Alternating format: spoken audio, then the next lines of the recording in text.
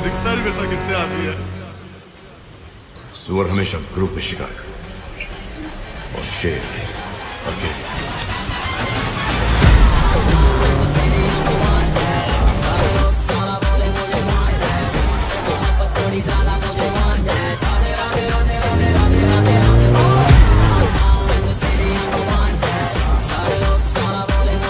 ये कहानी है साल 1957 में मुंबई में जन्मे राजू पिल्लई की, जिनका पूरा नाम बाबू राजू पिल्लई है। ये भी साल 1983 के बैच के ही स्टूडेंट हैं और ज्यादातर मुंबई के अंधेरी पुलिस स्टेशन में ही रहे। स्टार्टिंग में जब उन्होंने एक दो कॉम्प्लिकेटेड केसेस को इजीली हैंडल कर लिया, तब मुंबई पुलिस के डिटेक्शन यूनिट की नजर उन पर पड़ी, जिसके बाद मुंबई पुलिस के additional police commissioner mister Paramvir ने उन्हें अपने एनकाउंटर स्क्वाड में शामिल कर लिया। दोस्तों, अब राजू पिल्लई भी इंस्पेक्टर शर्मा, विजय सालास्कर और दया नायक के साथ काम करने लगे थे।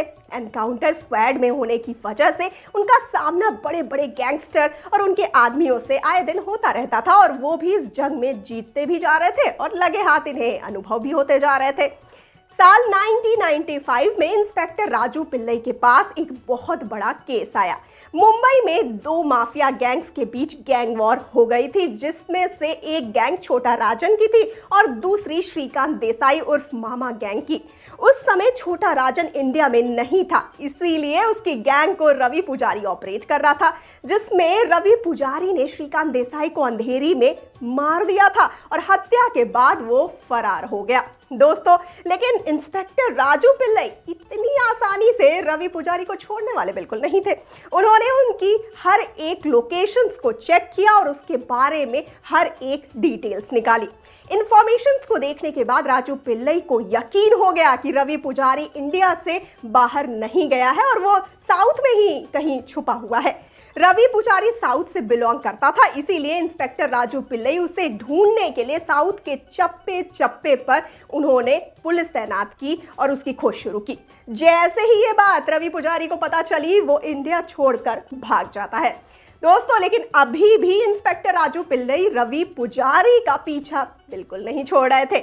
उन्होंने जब जांच पड़ताल की तो उन्हें यह पता चला कि रवि पुजारी अफ्रीका में कहीं छुपा हुआ है और वो लगातार अपनी लोकेशंस चेंज कर रहा है, कभी यहाँ तो कभी वहां और कभी तीसरे पल कहीं और। जिसके बाद इंस्पेक्टर राजू पिल्लई द्वारा कलेक्ट की गई सारे इंफॉर्मेशंस को साथ ले करके ये केस इंटरपोल को सौंप दिया जाता है और फिर बड़ी मुश्किलों बाद इंटरपोल साल 2019 में रवि पुजारी को गिरफ्तार करती है। दोस्तों, इंस्पेक्टर राजू पिल्लई का सामना ज्यादातर मुंबई के गैंगस्टर छोटा राजन और उसकी गैंग से होता था।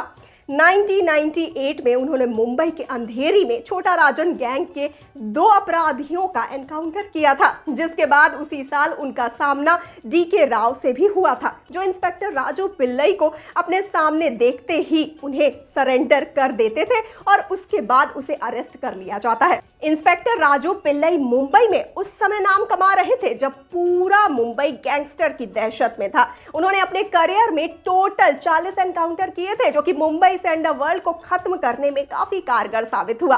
साल 2006 में उन्हें राष्ट्रपति पुरस्कार से सम्मानित किया गया, लेकिन साल 2007 में राजू पिल्लई को हार्ट अटैक आया और मात्र 50 साल की उम्र में ही उनकी मृत्यु हो गई।